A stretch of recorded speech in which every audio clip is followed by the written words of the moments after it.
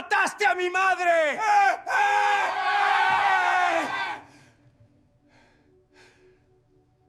La saliva descendió lenta, obscena, por el rostro del coronel Bento Tavares da Silva. En el gran salón de la Casa Grande, decorado con candelabros de cristal francés y cortinas de damasco carmesí, el silencio se volvió sólido, casi palpable, como si el aire mismo se hubiera congelado. Los invitados, la flor y nata de la aristocracia cafetalera del Valle del Café Fluminense, permanecieron inmóviles, con las copas de champán detenidas a medio camino de sus labios. Nadie se atrevía a respirar. El muchacho mulato de apenas 17 años, con su levita de cochero rasgada y los ojos inyectados en sangre, temblaba de un odio tan visceral que parecía emanar de él como calor de una hoguera. Sus puños se cerraban y abrían con una violencia contenida que amenazaba con explotar en cualquier momento. «¡Mataste a mi madre!». Las palabras salieron en español, la lengua que Esperanza le había enseñado en secreto, la lengua que él había aprendido leyendo sus cartas amarillentas a la luz de velas. Robadas, cada sílaba fue una cuchillada dirigida al corazón del hombre más poderoso de la región, el hombre que controlaba 300 almas esclavizadas, miles de hectáreas de cafetales y el destino de pueblos enteros.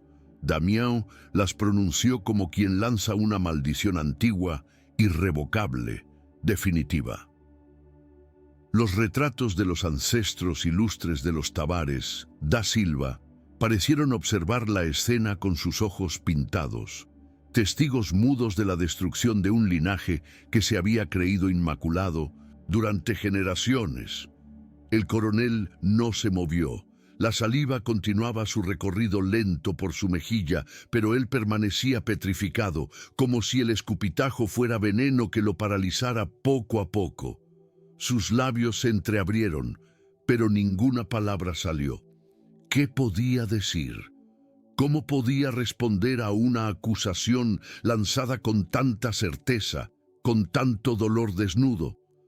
Sus manos, acostumbradas a empuñar el látigo y firmar sentencias de muerte con la misma indiferencia, ahora temblaban imperceptiblemente.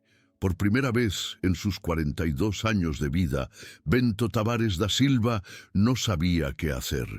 Fue entonces cuando la baronesa Francisca Amelia se puso de pie. El sonido de la taza de porcelana al estrellarse contra el piso de mármol italiano resonó como un disparo en la sala.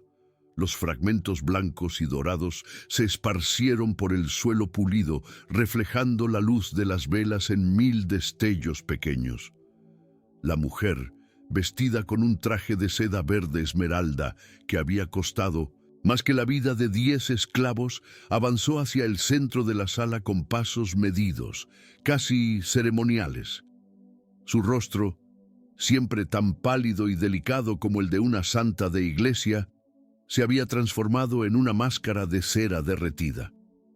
Sus labios temblaron 1, 2, 3 veces antes de que las palabras finalmente escaparan de su garganta. «Él no mató a tu madre, muchacho».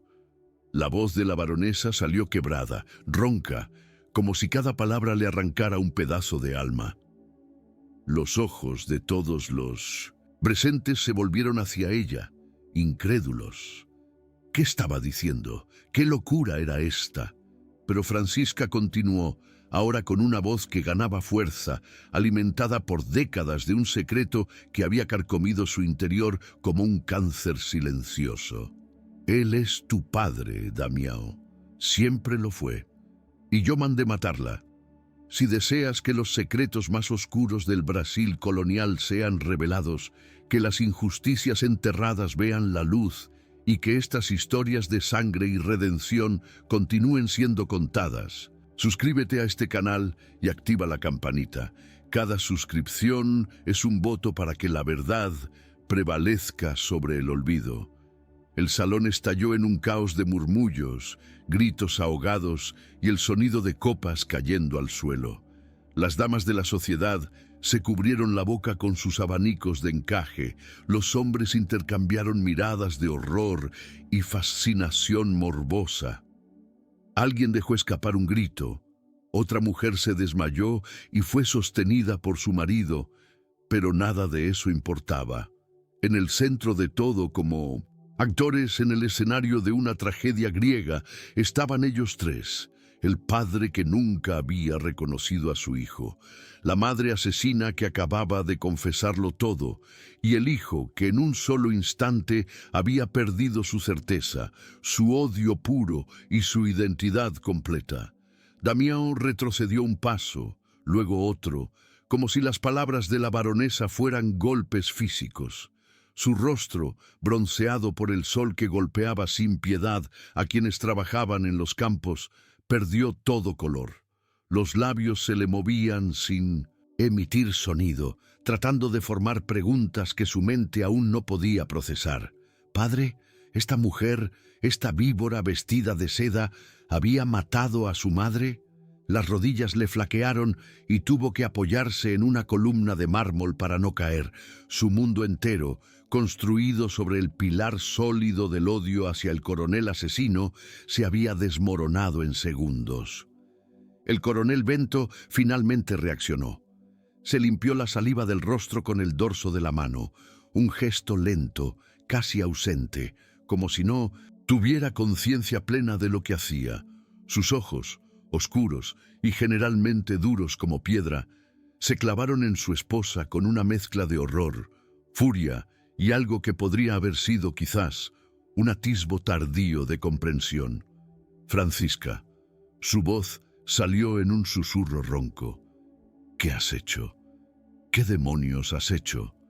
No era una pregunta, era una acusación, un lamento, el reconocimiento de que ella había abierto una caja de Pandora que nunca, jamás, podría volver a cerrarse. La baronesa lo miró sin pestañear. Su rostro ahora reflejaba algo extraño, algo que nadie en esa sala había visto jamás en ella, una paz terrible, la paz de quien finalmente deja caer un peso que ha cargado durante demasiado tiempo. «Hice lo que tú no tuviste el valor de hacer, Bento. Te salvé. Salvé tu nombre, tu honor, tu posición. Y durante 17 años cargué sola con el peso de ese acto mientras tú jugabas al señor respetable». Las palabras fueron dichas sin rabia, sin drama, con una frialdad que era más aterradora que cualquier grito. Era la voz de alguien que había cruzado una línea hace tanto tiempo que ya no recordaba cómo era estar del otro lado. El invierno de 1863 había llegado al Valle del Café con una frialdad inusual, pero nada comparable al hielo que ahora envolvía los corazones en aquella sala.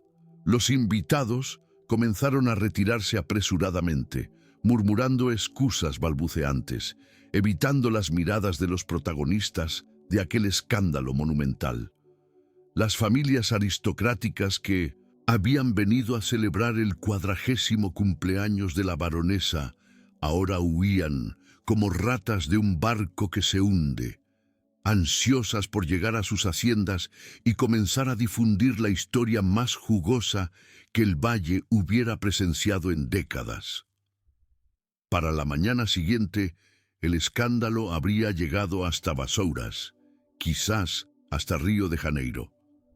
La caída de los Tavares da Silva sería comentada en todos los salones, en todas las tertulias, con ese deleite morboso que solo las desgracias ajenas pueden proporcionar.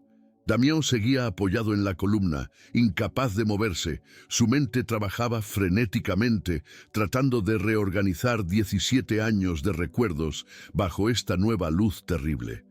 Cada mirada que el coronel le había dirigido con desprecio, cada orden seca, cada momento en que había pasado junto a él sin reconocerlo, ahora adquiría un significado completamente distinto. No era simplemente el amo despreciando al esclavo, era el padre negando al hijo. Y la baronesa, aquella mujer que siempre lo había observado con una mezcla extraña de fascinación y repugnancia, que le había dado trabajos privilegiados, pero nunca una palabra amable. Era la asesina de su madre, la mujer que había arrancado a Esperanza de este mundo cuando él apenas tenía 3 días de vida. ¿Por qué? La palabra salió de la garganta de Damião como un gemido animal. Se separó de la columna y avanzó hacia la baronesa con pasos vacilantes, las lágrimas finalmente brotando de sus ojos sin control. ¿Por qué la mataste? ¿Qué te había hecho ella? Era apenas una mujer indefensa, una esclava sin poder alguno. ¿Qué amenaza podía representar para ti? Su voz subía de volumen con cada pregunta, quebrándose en sollozos que le desgarraban el pecho. Todo el odio, toda la confusión, todo el dolor de una vida entera emergía de él como un río desbordado. Francisca Amelia no retrocedió ante el avance del muchacho.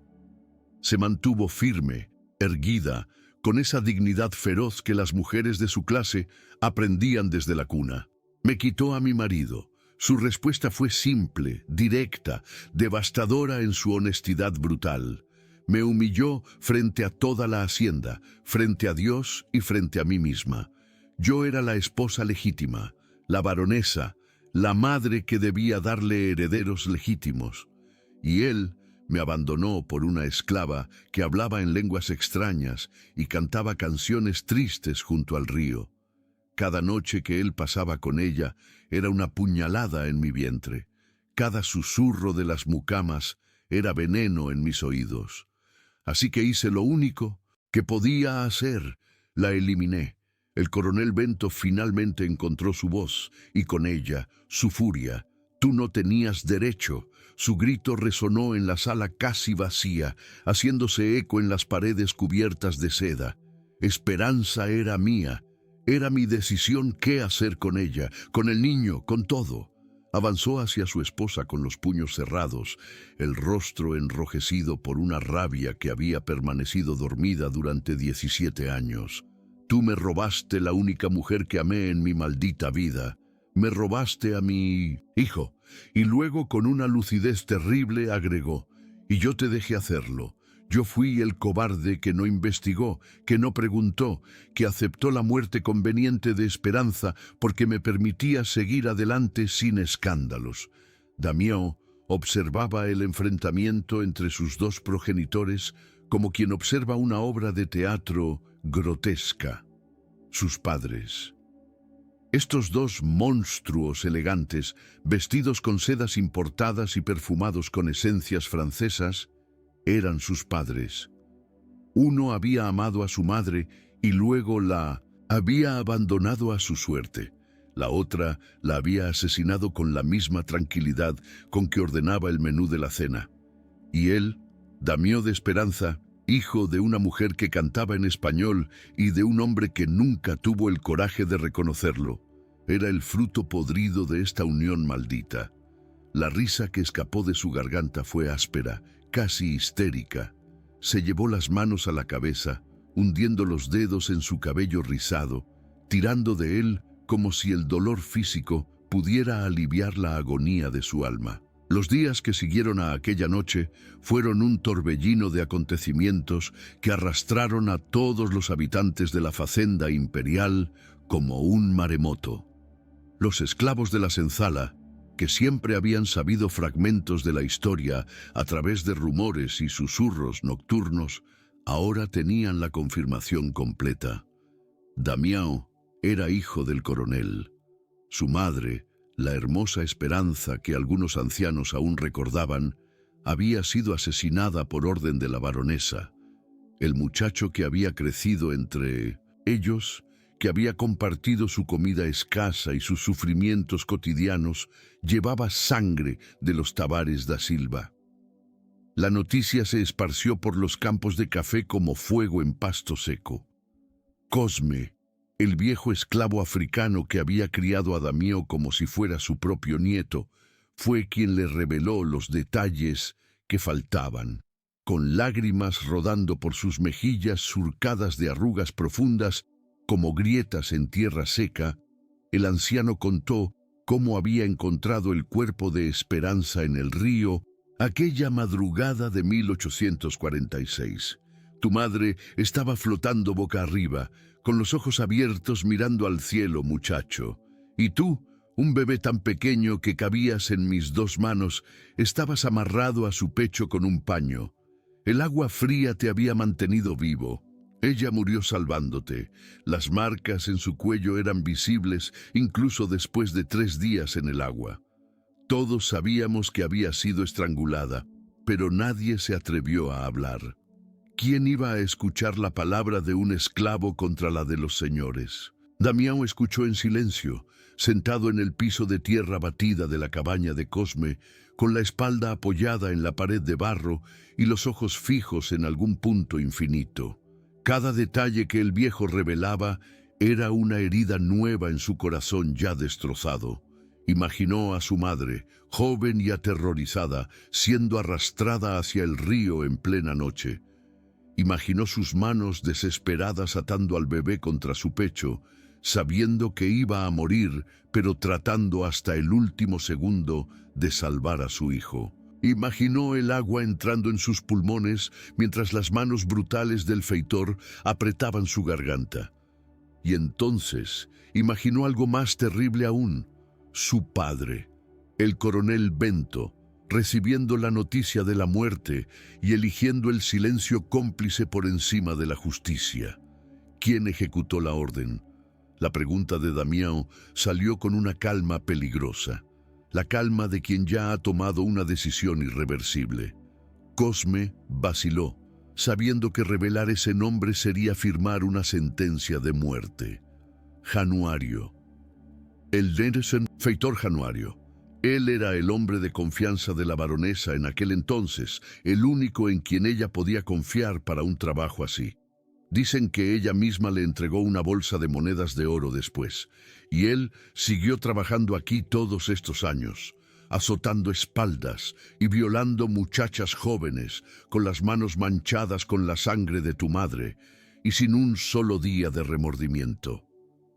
El anciano escupió en el suelo después de pronunciar el nombre, como si solo decirlo contaminara su boca. Januario era un hombre que inspiraba terror incluso entre los más brutales de la región. Con sus 50 años bien llevados, su cuerpo todavía musculoso y sus ojos pequeños y crueles como los de un cerdo, había servido a la familia Tavares da Silva durante más de 30 años. Comenzó como capataz de campo, ascendió a feitor principal y eventualmente se convirtió en algo más oscuro, el ejecutor silencioso de las voluntades que no podían ser dichas en voz alta. Si un esclavo necesitaba desaparecer sin preguntas incómodas, Januario se encargaba. Si una muchacha se resistía demasiado a los avances de algún visitante importante, Januario la domaba. Su lealtad hacia la baronesa era absoluta, alimentada por años de gratitud por los privilegios que ella le había concedido y por el miedo de lo que podría sucederle si alguna vez dejaba de serle útil. La mañana después de la revelación, Januario fue convocado a la Casa Grande. Subió los escalones de mármol con la confianza del hombre que sabe que es indispensable, que sus crímenes están protegidos por quienes tienen el poder de borrarlo todo. Pero cuando entró en el salón y vio el rostro de la baronesa, pálido como la muerte, y la mirada del coronel clavada en él con un odio que nunca antes había visto, comprendió que algo terrible había cambiado. Francisca habló primero, con una voz desprovista de toda emoción. Cuéntale al coronel lo que hiciste con Esperanza en 1846. No fue una petición, fue una orden final, el último acto de una mujer que había decidido que si iba a caer, no caería sola. Januario abrió la boca, la cerró, volvió a abrirla. Sus ojos se movían rápidamente entre la baronesa y el coronel, buscando alguna salida, alguna forma de escapar de la trampa que se cerraba sobre él, pero no había ninguna. Yo seguí órdenes, señor. Su voz, habitualmente firme y autoritaria cuando gritaba órdenes a los esclavos, ahora temblaba como la de un niño asustado. La señora baronesa me ordenó encargarme del problema. La esclava Esperanza estaba causando escándalos. El niño era una vergüenza para la familia. Yo solo hice lo que me mandaron. Las palabras salían atropelladas, desesperadas, tratando de transferir la responsabilidad, de convertirse en simple instrumento y no en criminal. ¿Cómo? La pregunta del coronel fue seca como un disparo. ¿Cómo la mataste? Januario tragó saliva, el sudor comenzando a brotar en su frente a pesar del frío del invierno. La esperé cerca del río cuando ella fue a lavar ropa. Llevaba al bebé amarrado en su espalda como hacen las esclavas. Yo la tomé por el cuello. Ella no gritó, no quiso despertar al niño. Solo me miraba con esos ojos grandes, suplicando en silencio. Pero las órdenes eran claras. La ahogué en el río. Amarré al bebé en su pecho, pensando que ambos se hundirían juntos, pero el niño sobrevivió. Cuando Cosme lo encontró, la señora baronesa decidió que era mejor dejarlo vivir, criarlo como un esclavo más. Menos preguntas, menos sospechas. El coronel Bento se levantó lentamente de su silla. Su rostro había perdido todo color, transformándose en una máscara de mármol. Caminó hacia Januario con pasos medidos, calculados, y cuando estuvo frente a él, lo golpeó con tal fuerza que el feitor cayó al suelo escupiendo sangre y un diente. Era la primera vez en décadas que el coronel golpeaba a alguien con sus propias manos, él que siempre delegaba la violencia a otros. Pero esto era diferente, esto era personal. Mataste a la mujer que amaba, casi matas a mi hijo, y yo te pagué un salario durante 17 años mientras tú vivías tranquilo sabiendo lo que habías hecho. Cada palabra fue acompañada de una patada al cuerpo caído de Januario, liberando décadas de culpa reprimida en forma de violencia pura. La baronesa observaba la escena sin intervenir, con los brazos cruzados y una expresión inescrutable. Había algo casi satisfactorio en ver a los dos hombres destruyéndose mutuamente, en ver cómo el peso del secreto finalmente los aplastaba a todos. Cuando Bento finalmente se detuvo, jadeante y con los nudillos ensangrentados, Francisca habló con una frialdad que heló la sangre. No finjas indignación ahora, Bento. Tú sabías, quizás no los detalles, pero sabías que yo había hecho algo, y elegiste no preguntar porque era conveniente. Elegiste aceptar la muerte de Esperanza porque te permitía continuar con tu vida respetable, casarte bien, mantener tu posición. Somos igualmente culpables, querido esposo. La diferencia es que yo tengo el coraje de admitirlo. Damián había estado escuchando toda la conversación desde el pasillo, oculto detrás de una cortina de terciopelo. Había subido a la casa grande sin ser invitado, violando todas las reglas que separaban a los esclavos de los señores, movido por una necesidad desesperada de escuchar la verdad completa de labios de los propios asesinos. Ahora, con cada palabra pronunciada, sentía cómo algo dentro de él se endurecía, se transformaba. El dolor estaba siendo reemplazado por algo más frío, más peligroso. Una determinación de acero. Su madre había sido estrangulada mientras sostenía a su bebé, había muerto tratando de salvarlo. Y estas personas, estos monstruos vestidos de seda, habían vivido tranquilos durante 17 años, mientras él crecía sin saber quién era realmente. Salió de su escondite y entró en el salón sin pedir permiso. Los tres se volvieron hacia él, sorprendidos por su aparición. Damián ya no temblaba, ya no lloraba. Su rostro era una máscara de calma terrible. Sus ojos ardían con una luz fría que hizo que incluso el coronel retrocediera un paso. Januario, todavía en el suelo y sangrando, gimió al ver al muchacho. «Todos ustedes van a pagar». Las palabras de Damião fueron pronunciadas con una certeza absoluta, sin rabia aparente, lo que las hacía infinitamente más aterradoras. No sé cómo ni cuándo, pero juro sobre la tumba de mi madre que pagarán por cada segundo de sufrimiento que le causaron, por cada día que yo crecí, sin saber quién era, por cada mentira que construyeron sobre su muerte. El coronel intentó acercarse a su hijo, extendiendo una mano manchada con la sangre de Januario. «Damião, hijo, yo no sabía...» Pero el muchacho retrocedió como si el toque del coronel pudiera quemarlo. «No me llames hijo. Un padre es quien cría, quien protege, quien está presente. Tú eres solo el hombre que plantó una semilla y luego huyó como un cobarde. Cosme ha sido más padre para mí que tú jamás serás». Las palabras fueron escupidas con un desprecio tan profundo que Bento sintió como si cada una fuera un latigazo en su rostro. Intentó hablar nuevamente, pero no encontró palabras. ¿Qué podía decir? ¿Cómo podía defenderse de una verdad tan brutal? Damião se volvió entonces hacia la baronesa, y ella sostuvo su mirada sin pestañear. Entre ellos dos había una corriente de odio puro, pero también algo más, un reconocimiento mutuo.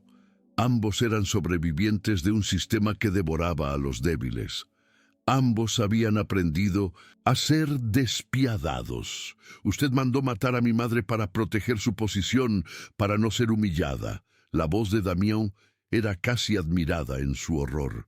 ¿Cuánto poder debe tener el miedo para convertir a una mujer en una asesina? ¿Cuánta soledad debe sentir alguien para preferir matar antes que perder? Francisca no respondió, pero algo en sus ojos se suavizó por una fracción de segundo antes de volver a endurecerse. No esperaba comprensión de nadie, mucho menos del hijo de la mujer que había destruido su matrimonio. Pero en las palabras del muchacho había una verdad que ella nunca se había atrevido a reconocer. Las semanas siguientes transformaron la facenda imperial en un campo de batalla silencioso, donde cada mirada era un puñal y cada palabra no dicha pesaba como plomo. El escándalo se había expandido por toda la región cafetalera con la velocidad del viento, adornado y exagerado en cada hacienda, en cada tertulia, en cada misa dominical. Las familias aristocráticas que antes visitaban a Pincintus, los Tavares da Silva ahora los evitaban como si la desgracia fuera contagiosa. Las invitaciones a bailes y cenas dejaron de llegar. En los salones de Vasouras y Río de Janeiro, el nombre de la baronesa Francisca Amelia era pronunciado con horror delicioso y el del coronel Bento con desprecio apenas disimulado. La estructura social que los había protegido durante décadas comenzaba a resquebrajarse, no porque un crimen hubiera sido cometido, sino porque había sido confesado públicamente. Damião se había convertido en una presencia fantasmal en la hacienda. Ya no dormía en la senzala con los otros esclavos, pero tampoco se le permitía entrar libremente a la casa grande. Vivía en un limbo, demasiado elevado para ser esclavo común, pero demasiado manchado por su origen para ser reconocido como heredero legítimo. Pasaba los días en el cementerio de los esclavos, sentado junto a la tumba sin nombre, donde Cosme le había dicho que Esperanza estaba enterrada. Hablaba con ella en español, la lengua que compartían, aunque nunca se hubieran conocido conscientemente, contándole sobre la verdad que finalmente había salido a la luz. «Mamá, ahora sé por qué moriste. Ahora sé quién te quitó de este mundo, y te juro que tu muerte no quedará sin justicia». Los esclavos de la facenda imperial observaban a Damião con una mezcla de admiración, miedo y esperanza.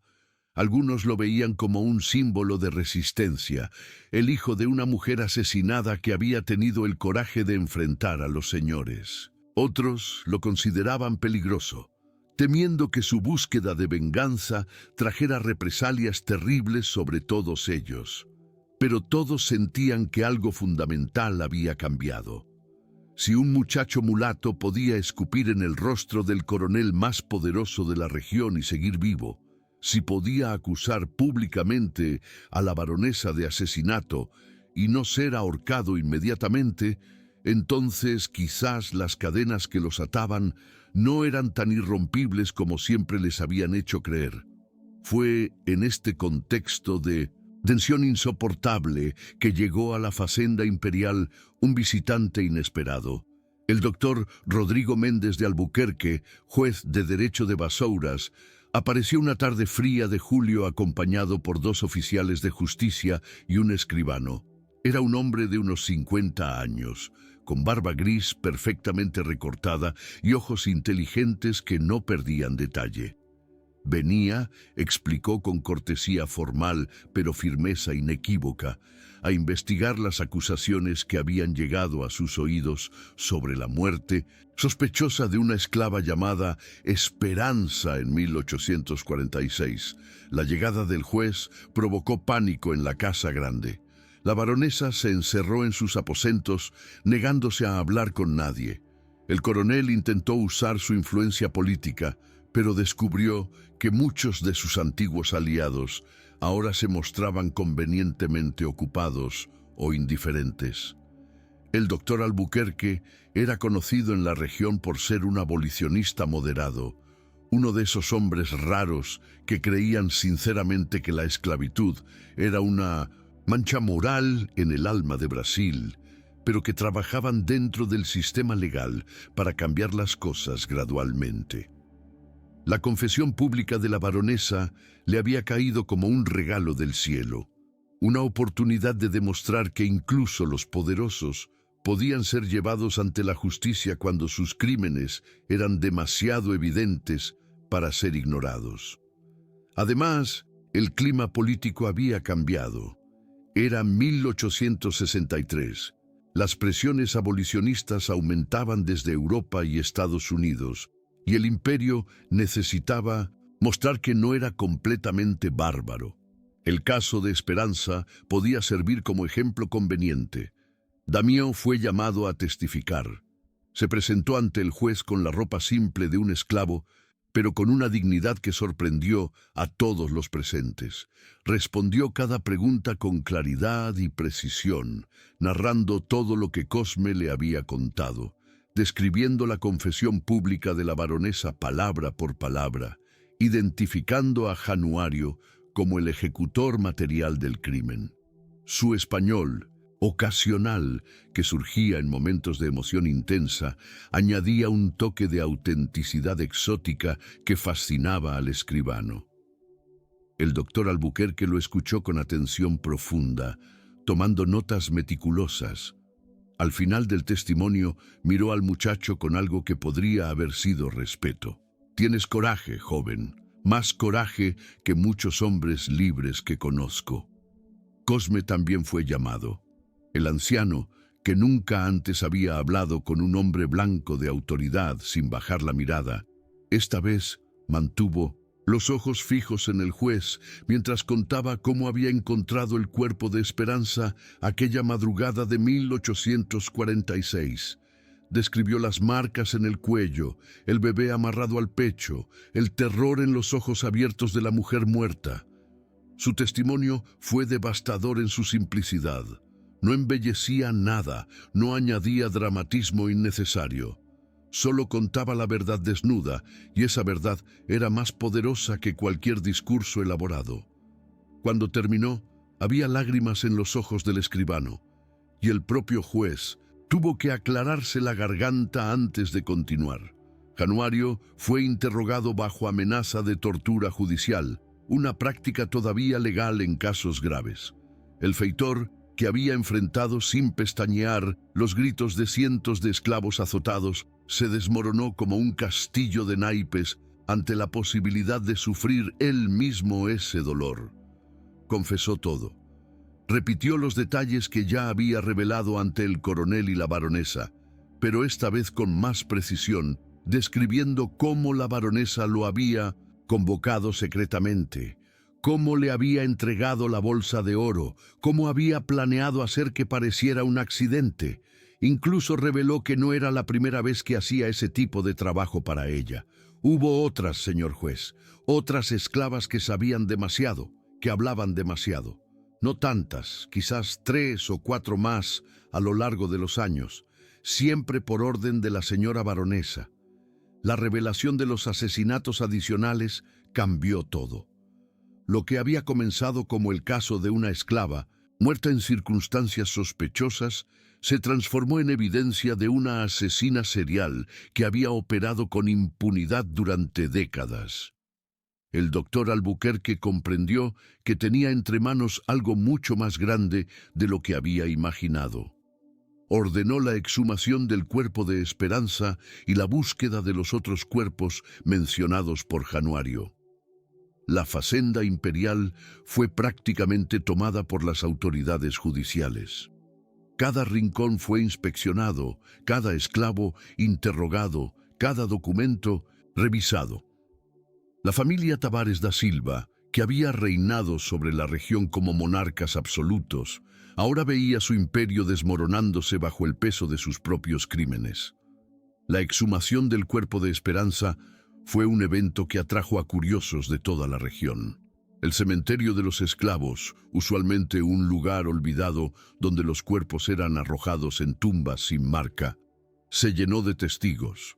Damião estuvo presente, de pie junto a la tumba mientras los trabajadores cavaban, con el rostro convertido en una máscara impenetrable. Cuando finalmente sacaron los restos, envueltos en un sudario podrido que se deshacía al tacto, el muchacho se arrodilló en la tierra húmeda. El médico forense, un hombre joven traído especialmente de Río de Janeiro, examinó los huesos con cuidado profesional. Después de una hora de trabajo meticuloso, se volvió hacia el juez con expresión grave. Las marcas en el hueso hioides son inconfundibles, señor. Esta mujer fue estrangulada. No hay duda posible. N.A.2. Juicio de la baronesa Francisca Amelia de Bragança e Sousa se convirtió en el acontecimiento más sonado que la provincia de Río de Janeiro había presenciado en décadas.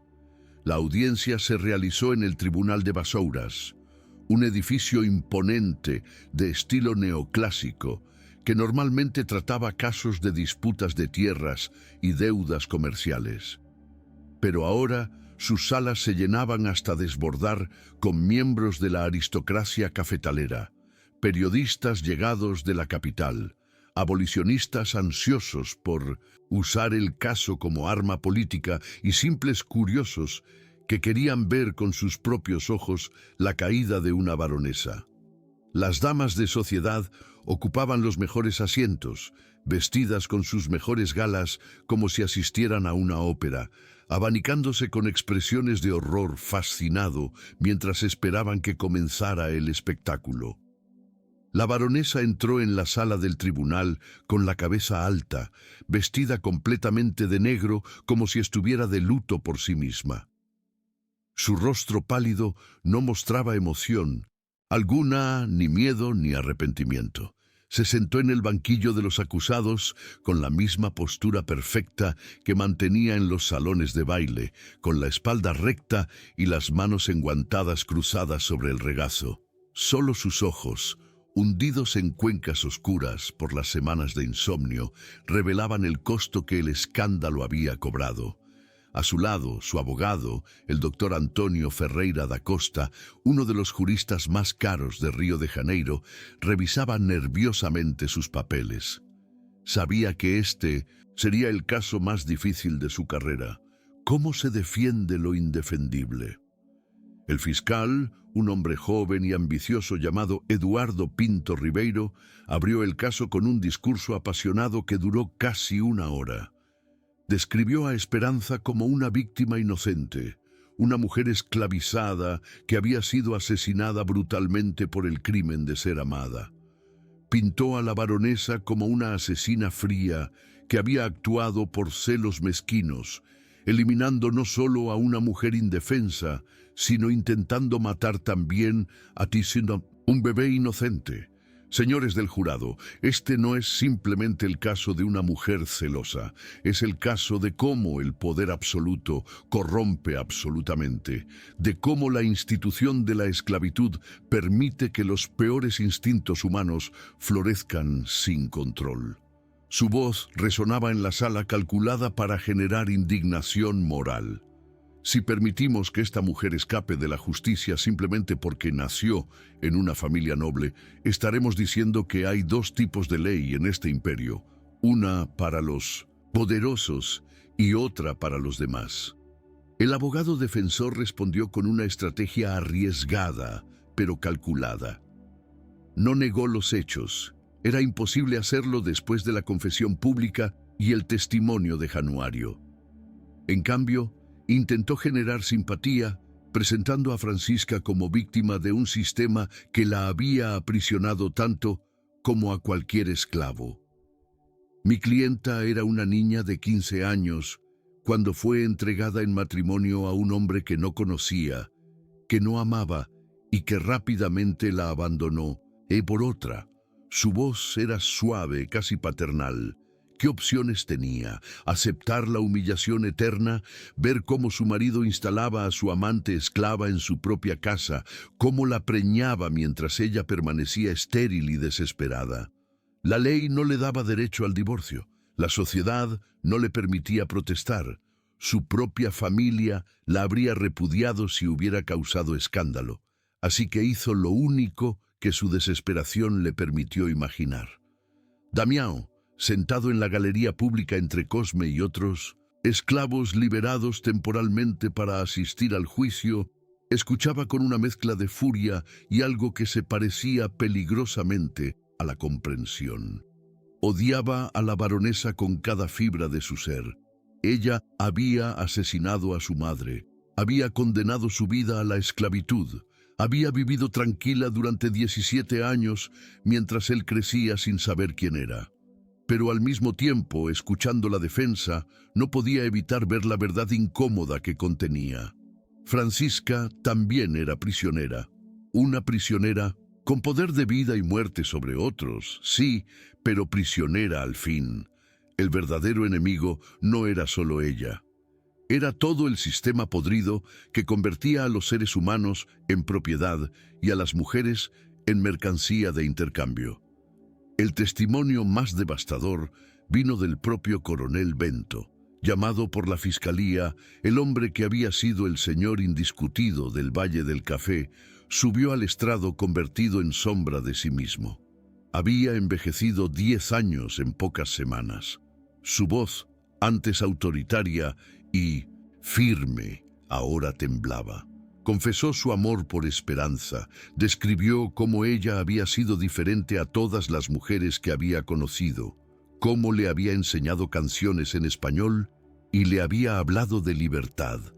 Admitió su cobardía al no investigar su muerte, al aceptar la versión conveniente de un accidente.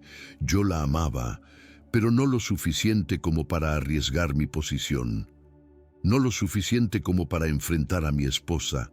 No lo suficiente como para reconocer a mi hijo. Las lágrimas corrían por su rostro sin que hiciera intento alguno de ocultarlas. Soy tan culpable como mi esposa. La única diferencia es que ella tuvo el coraje de actuar y yo solo tuve el coraje de mirar hacia otro lado. Si estas historias de injusticia, de verdades enterradas que finalmente ven la luz y de justicia que, aunque tardía, busca prevalecer, te conmueven, te invito a dejar tu comentario sobre qué crees que debería ser el castigo justo para quienes tienen poder y lo usan para destruir vidas inocentes.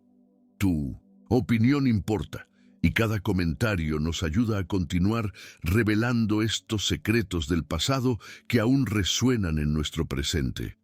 El jurado, compuesto por 12 hombres de la aristocracia local, deliberó durante 2 días completos. El veredicto, cuando finalmente llegó, dejó a todos insatisfechos de maneras diferentes. Francisca Amelia fue declarada culpable de homicidio premeditado, pero su sentencia, en lugar de ser la horca o incluso prisión común, fue 10 años de arresto domiciliario en una de sus propiedades rurales, con prohibición de participar en eventos sociales y obligación de pagar una indemnización sustancial. El juez, en su sentencia, argumentó que si bien el crimen era atroz, las circunstancias atenuantes, su condición de mujer de alta sociedad y la ausencia de precedentes legales claros sobre el asesinato de esclavos justificaban una pena moderada. Januario, por otro lado, fue sentenciado a muerte por ahorcamiento público.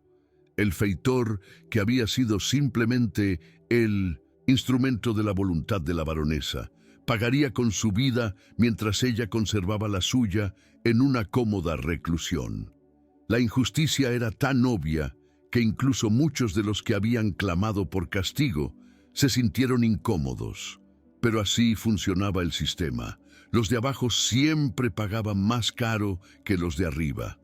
La ejecución se llevó a cabo un lunes gris de agosto en la plaza principal de Basouras. Miles de personas se congregaron para ver cómo Januario subía al patíbulo con las piernas, temblando tanto que apenas podía caminar. Damião estuvo presente, de pie en primera fila, mirando fijamente los ojos del hombre que había estrangulado a su madre. Cuando la trampilla se abrió y el cuerpo cayó, cuando el cuello se quebró con un sonido seco que hizo estremecer a la multitud, Damião no sintió satisfacción. Solo un vacío terrible. El doctor Albuquerque, quizás sintiendo la inadecuación de la justicia que se había impartido, tomó una decisión extraordinaria. Llamó a Damião a su despacho privado una semana después de la ejecución. El muchacho llegó temeroso, esperando algún nuevo interrogatorio o quizás un castigo por haber desafiado el orden social. En cambio, el juez le entregó un documento oficial. Es tu carta de manumisión, firmada por el coronel y validada por mí. Eres libre, Damião, legalmente libre. Además, reconociendo que fuiste víctima de una grave injusticia, he ordenado que se te entregue una parte de la indemnización que la baronesa debe pagar. No es mucho, pero suficiente para que puedas comenzar una nueva vida donde elijas. El muchacho tomó el papel con manos temblorosas, incapaz de creer lo que estaba viendo. Su nombre, escrito en tinta oficial, declarándolo libre. Damião pasó sus últimas semanas en la Fazenda Imperial, preparándose para una partida que sabía sería definitiva. La libertad legal que ahora poseía era apenas un papel, pero ese papel representaba algo más grande que él mismo, la posibilidad de elegir su propio destino. Visitó la tumba de su madre cada día al amanecer, limpiando la tierra de malezas, colocando flores silvestres que recogía en el camino, hablándole en español sobre sus planes. Mamá, me voy a ir lejos de aquí, a un lugar donde tu memoria sea honrada, donde tu muerte no haya sido en vano. Voy a contar tu historia para que el mundo sepa que exististe, que amaste, que luchaste hasta el último aliento por salvar a tu hijo. No serás olvidada. El coronel Bento intentó en múltiples ocasiones acercarse a su hijo. Cada vez que lo veía caminando por la hacienda, intentaba iniciar una conversación, ofrecer disculpas que sonaban huecas incluso a sus propios oídos. Damião, hijo, por favor, dame la oportunidad de compensarte. Puedo darte tierras, dinero, educación. Puedes llevar mi apellido, ser reconocido como heredero legítimo. Pero el muchacho lo rechazaba con una cortesía fría que era más hiriente que cualquier insulto. No quiero nada suyo, coronel, ni su nombre, ni su dinero, ni su arrepentimiento tardío. Mi madre murió sin su protección. Yo crecí sin su reconocimiento. Es demasiado tarde para ser padre ahora. El hombre que me crió fue Cosme. El nombre que llevaré será el de mi madre, Damião de Esperanza. Cosme, El viejo africano, que había sido el único padre real que Damián conoció, recibió también su carta de libertad. El coronel, en un arranque de culpa o quizás de estrategia para ganarse el favor del muchacho, liberó al anciano sin condiciones. Pero Cosme tenía más de 70 años. Sus huesos crujían con cada movimiento y sus ojos, nublados por cataratas, apenas veían más allá de unos pocos metros. No tengo a dónde ir, muchacho. Esta tierra maldita es el único hogar que conozco. Moriré aquí, pero moriré libre. Eso ya es más de lo que la mayoría de nosotros consigue. Damián pasó largas noches junto al anciano, escuchando historias sobre África que Cosme apenas recordaba, sobre la travesía en el barco negrero, sobre los años de sufrimiento que había presenciado en las plantaciones de Mindonsen Café. La decisión de Damián de liberar a otros esclavos no fue impulsiva, sino cuidadosamente planeada. Había identificado a 12 hombres y mujeres jóvenes, fuertes, con familias o lazos que los mantendrían unidos durante la fuga. Les habló en secreto durante semanas, organizando cada detalle. Usó parte del dinero de la indemnización para sobornar a vigilantes, comprar provisiones y conseguir documentos falsificados que les permitirían moverse con cierta libertad una vez que dejaran la hacienda. La noche elegida fue sin luna, una oscuridad tan densa que parecía sólida. Uno por uno, los 12 esclavos se deslizaron fuera de la senzala, siguiendo a Damián hacia los límites de la propiedad. Nadie gritó, nadie los persiguió. Para cuando el coronel descubrió la fuga al amanecer siguiente, ya estaban a muchas leguas de distancia. Pero Damián no se fue sin dejar su marca final. En su última noche en la fazenda imperial, mientras todos dormían, caminó hasta los campos de café que representaban la riqueza de los Tavares da Silva, miles de plantas ordenadas en filas perfectas, cargadas de granos rojos que pronto serían cosechados y exportados a Europa. Sacó de su mochila las antorchas que había preparado, empapadas en aceite de ballena. No era venganza, se dijo a sí mismo mientras encendía la primera. Era justicia, era un mensaje, era una declaración de que el sistema que había permitido la muerte de su madre, que había convertido a seres humanos en mercancía, que había protegido a los asesinos mientras ahorcaba a sus instrumentos, ese sistema merecía arder. Las llamas se extendieron rápidamente, alimentadas por el viento seco del invierno, devorando hileras enteras de cafetales. Para cuando alguien dio la alarma, ya era demasiado tarde para salvar la cosecha. Damián observó el incendio desde una colina cercana, con los otros fugitivos a su lado. Las llamas iluminaban el cielo nocturno como un segundo amanecer, tiñéndolo de naranja y rojo. Podía escuchar los gritos desesperados de los capataces tratando de organizar brigadas de agua, el caos que se había apoderado de la hacienda. Sintió una satisfacción oscura, pero también algo más complejo, la comprensión de que destruir los campos no cambiaría nada fundamental. Habría otras haciendas, otros coroneles, otros esclavos sufriendo. Pero al menos esta noche, en este lugar, había golpeado al monstruo donde más le dolía, en su bolsillo. «Vamos», dijo a sus compañeros, «tenemos un largo camino por delante». El grupo viajó durante semanas, moviéndose principalmente de noche, evitando los caminos principales, dependiendo de la red clandestina de abolicionistas y quilombolas que existía en las sombras del imperio esclavista. Cruzaron la frontera hacia Uruguay en septiembre de 1863, justo cuando las primeras lluvias de primavera comenzaban a caer sobre la pampa. Montevideo los recibió como lo que eran, refugiados de un sistema brutal, supervivientes buscando una segunda oportunidad. Damián, con su español fluido heredado de Esperanza, se adaptó rápidamente. Encontró trabajo como escribano, luego como periodista para un periódico abolicionista, usando su historia y las historias de quienes lo acompañaban para denunciar los horrores de la esclavitud brasileña ante una audiencia internacional. En Montevideo, Damião adoptó oficialmente el nombre completo que llevaría por el resto de su vida: Damião de Esperança Livre.